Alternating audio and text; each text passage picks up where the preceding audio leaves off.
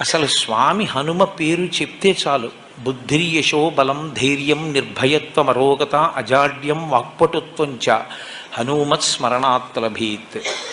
హనుమని స్మరించినంత మాత్రం చేత, హనుమకి నమస్కరించి హనుమని సేవించినంత మాత్రం చేత హనుమ యొక్క గొప్పతనం ఎక్కడుందంటే అజాడ్యం. ఆయనని సేవించినటువంటి వారికి జాడ్యము పోతుంది. జాడ్యము అంటే జడత్వము.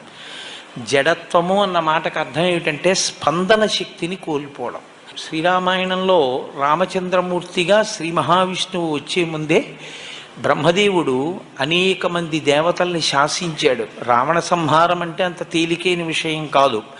నరవానరముల చేత సంహరింపబడడు కనుక, ఆయన నరవానరముల చేత సంహరింపబడనని వరం అడగలేదు కనుక మీ అందరూ కూడా వానరాంశలలో వెళ్ళండి అన్నాడు.